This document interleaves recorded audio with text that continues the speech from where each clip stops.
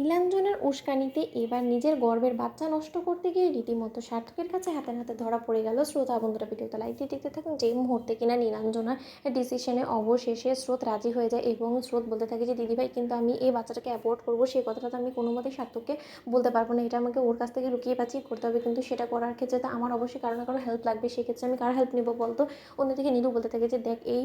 গোটা লড়াইয়ের মধ্যে যখন আমি শুরু থেকে নিয়ে শেষ পর্যন্ত তোর পাশে আছি, তাহলে আমি বরঞ্চ তোকে এই বিষয়ে হেল্প করবো, তুই একদম টেনশন করিস না, আমি আমার পরিচিত এক ডক্টরের কাছে নিয়ে তোর এই সন্তানটাকে নষ্ট করে দিতে পারবো, তুই ওসব নিয়ে একদম ভাবিস না। ঠিক সেই মুহূর্তে যখন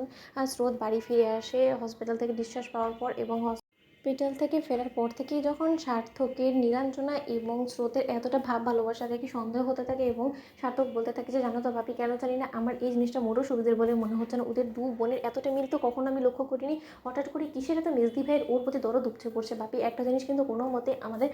নজর থেকে এড়ানো যাবে না, সেটা হলো গিয়ে মেজদি ভাইয়ের মধ্যে কিন্তু একটা দুর্বলতা আছে, এবং তার বন্ধুত্বের কারণে কিন্তু সে কোনোদিনও মা হতে পারবে না, এটা ডক্টর কিন্তু কনফার্ম করে দিয়েছে। এবং কেন জানি না আমার কোনো মতে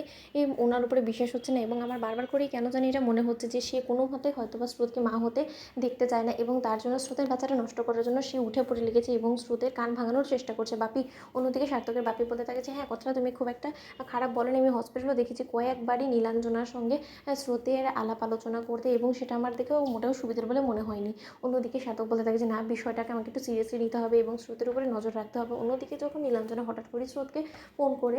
বলতে থাকে যে স্রোত, আমি একটা অ্যাড্রেস তোকে টেক্সট করবো এবং সেই অ্যাড্রেস অনুযায়ী কাল তুই সকাল 12টার মধ্যে পৌঁছে যাবি, কারণ তখনই তোর সন্তানটাকে অ্যাবর্ট করে দেওয়ার সময় দিয়েছে ডক্টর, এবং তার এক মুহূর্তও কিন্তু দেরি করা যাবে না, তোর কথাটা মাথায় থাকবে, তো আমি তোকে সময় মতো টেক্সট করে দেবো, তুই সময় মতো সেখানে চলে আসিস। অন্যদিকে যখন স্রোতের উপরে নজর রাখতে গিয়ে সার্থক এই কথাটা আড়িপেতে শুনে ফেলে, এবং সার্থক বলতে থাকে যে নীলাঞ্জনা দিদিভাই কী এমন অ্যাড্রেস ওকে টেক্সট করবে যেটা কিনা দেখে ওকে 12টার মধ্যেই সেখানে উপস্থিত থাকতে হবে। অন্যদিকে যখন সার্থক নিজের স্রোতের ঘুমন্ত অবস্থা সুযোগটাকে কাজে লাগিয়ে স্রোতের ফোন চেক করে, এবং স্রোতের ফোন চেক করা মাত্রই যখন সিটি হসপিটালের অ্যাড্রেস দেখতে পায়, এবং সিটি হসপিটালের অ্যাড্রেসের মধ্যে যখন গাইনোকোলজিস্ট